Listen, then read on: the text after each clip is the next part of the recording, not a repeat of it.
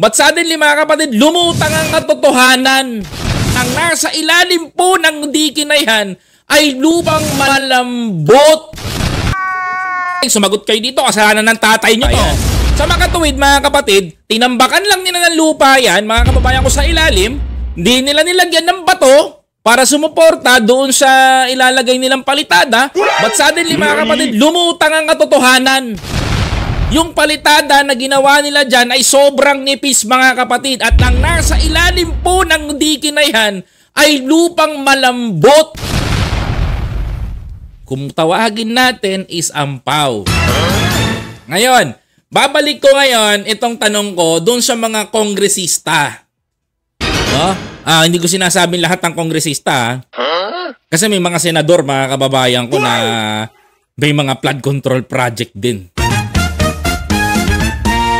Isa pa nga, nagbigay pa ng 50 billion sa Bulacan.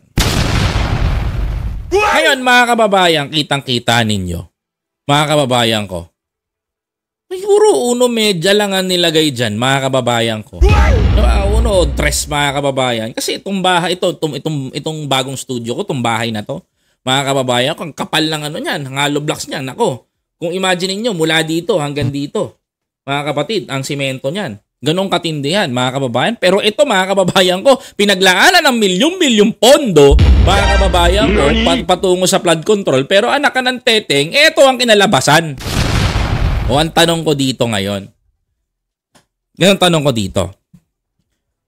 Nung nakaraan sona ni Pangulong Bongbong Marcos, sabi niya, tinapos ko yung mayroong flood control na 5,500 ganito billion pesos for fund ng flood control. Oo, tama kayo doon. Tinawanan nyo si PBBM. Tama ako, mga DDS. Kayo ng teteng, sumagot kayo dito. Kasalanan ng tatay nyo to. Diba? Tinawanan nyo si PBBM. Sinugod nyo kami sa comment section, mga kababayan ko, upang pagtawanan kami para sa sinabi ni PBBM. Because that is the report na nangyari kay Pangulong Bongbong Marcos. Diba? Pero ang alam nyo pala ang katotohanan. This is project ng tatay nyong si Talamak nung panahon ni yung mga kongresista nung panahon ni mga kababayan ko, talamak ang mga kababayan ko, korupsyon. Nagpagawa ng flood control project, mga kababayan, ang resulta substandard. Pero magtataka kayo dito, mga kababayan ko, bakit sila lang ang nakakakuha ng bidding, mga kababayan ko, ng project na ito.